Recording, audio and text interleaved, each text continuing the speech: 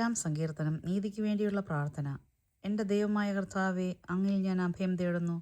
എന്നെ വേട്ടയാടുന്ന എല്ലാവരിൽ നിന്നും എന്നെ രക്ഷിക്കണമേ, മോചിപ്പിക്കണമേ. അല്ലെങ്കിൽ സിംഹത്തെപ്പോലെ അവർ എന്നെ ചീന്തിക്കീറും. ആരും രക്ഷിക്കാനില്ലാതെ എന്നെ വലിച്ചിഴയ്ക്കും. എൻ്റെ ദൈവമായ കർത്താവേ, ഞാനത് ചെയ്തിട്ടുണ്ടെങ്കിൽ, ഞാൻ തിന്മ പ്രവർത്തിച്ചിട്ടുണ്ടെങ്കിൽ, ഞാൻ എൻ്റെ സുഹൃത്തിന് തിന്മ പ്രതിഫലം കൊടുത്തിട്ടുണ്ടെങ്കിൽ, അകാരണമായി ശത്രുവിനെ കൊള്ളയടിച്ചിട്ടുണ്ടെങ്കിൽ, ശത്രു എന്നെ പിന്തുടർന്ന് കീഴടക്കിക്കൊള്ളട്ടെ.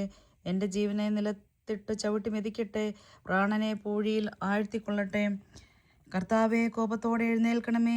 എൻ്റെ ശത്രുക്കളുടെ ക്രോധത്തെ നേരിടാൻ എഴുന്നേൽക്കണമേ. ദൈവമേ, ഉണരണമേ. അവിടുന്ന് ഒരു ന്യായവിധി നിശ്ചയിച്ചിട്ടുണ്ടല്ലോ.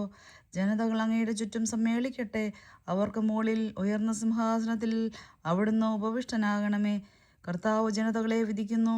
കർത്താവെ, എൻ്റെ നീതിനിഷ്ഠയ്ക്കും സത്യസന്ധതയ്ക്കും ഒത്തവിധം എന്നെ വിധിക്കണമേ. നീതിമാനായ ദൈവമേ, മനസ്സുകളെയും ഹൃദയങ്ങളെയും പരിശോധിക്കുന്നവനെ, ദുഷ്ടരുടെ തിന്മയ്ക്ക് അറുതി വരുത്തുകയും നീതിമാന്മാർക്ക് പ്രതിഷ്ഠ നൽകുകയും ചെയ്യണമേ. ഹൃദയ നിഷ്കളങ്കതയുള്ളവരെ രക്ഷിക്കുന്ന ദൈവമാണ് എൻ്റെ പരിച. ദൈവം നീതിമാനായ ന്യായാധിപനാണ്. അവിടുന്ന് നിരമ്പ്രതി രോഷം കൊള്ളുന്ന ദൈവമാണ്.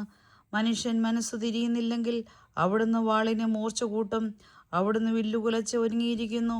അവിടുന്ന് തൻ്റെ ശരങ്ങളെ തീയമ്പുകളാക്കി മാരകായുധങ്ങൾ സജ്ജമാക്കിയിരിക്കുന്നു.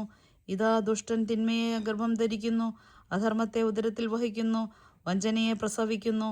അവൻ കുഴി കുഴിക്കുന്നു, താൻ കുഴിച്ച കുഴിയിൽ താൻ തന്നെ വീഴുന്നു.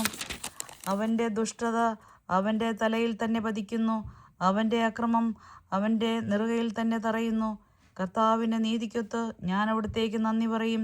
അത്യുന്നതനായ കർത്താവിൻ്റെ നാമത്തിന് ഞാൻ സ്തോത്രമാലപിക്കും.